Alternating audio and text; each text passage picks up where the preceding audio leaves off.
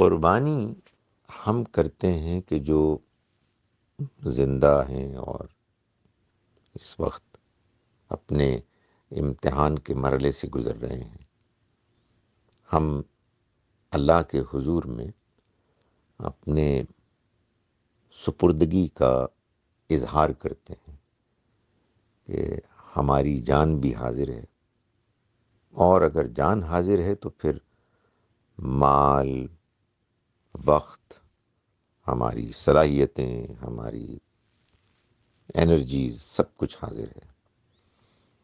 اور ہم ایک ٹوکن کے سمبل کے طور پر جان کی نظر پیش کر رہے ہیں جانور کی قربانی کی شکل میں. یہ جذبات ہونے چاہیے قربانی کو آفر کرتے ہوئے. یہ جذبات وہی شخص پیش کر سکتا ہے کہ جو زندہ ہے. جو لوگ دنیا سے رخصت ہو گئے ہیں ان کے لیے ہم دعا کرتے ہیں، ان کی مغفرت کے لیے، ان کے درجات کی بلندی کے لیے، قیامت کے بعد جنت میں ان کے ساتھ ہمارا بھی ساتھ ہو، اس کے لیے. لیکن دنیا کے امتحان سے وہ گزر چکے ہیں. دنیا کے امتحان سے جب گزر چکے ہیں وہ، تو ان کے جو چیز کام آئے گی جو انہوں نے کی، ان میں سے بعض چیزیں وہ ہیں کہ جو ابھی بھی لوگوں کو فائدہ پہنچا رہی ہیں، تو وہ ابھی بھی ان کے کام آئیں گی. یعنی ابھی بھی جو کچھ ہو رہا ہے اس کا ان پر ان کے اعمال نامے پر اچھا اثر پڑے گا.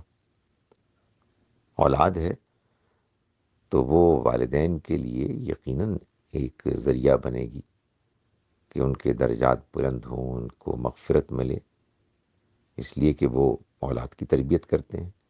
لیکن جو عمل انسان خود کر رہا ہے اسے کسی دوسرے کے لیے آدمی اس نیت کے ساتھ ڈیڈیکیٹ کرے کہ اس کا ثواب اس کو پہنچے، یہ قرآن کے بتائے ہوئے اس اصول کے خلاف ہے کہ جس میں کہا گیا ہے کہ انسان کے کوئی چیز کام نہیں آئے گی سوائے اس کے کہ جو وہ خود کرتا ہے.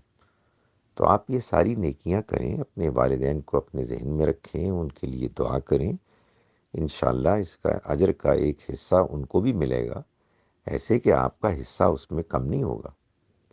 عام طور پر ہم یہ کہتے ہیں کہ یہ قربانی ان کے لیے ہے، تو گویا کہ ہم یہ کہہ رہے ہوتے ہیں کہ اس کا اجر ان کو ملے. اس طرح کی کوئی تقسیم، اس طرح کا کوئی فارمولا اللہ تعالیٰ کے ہاں نہیں ہے.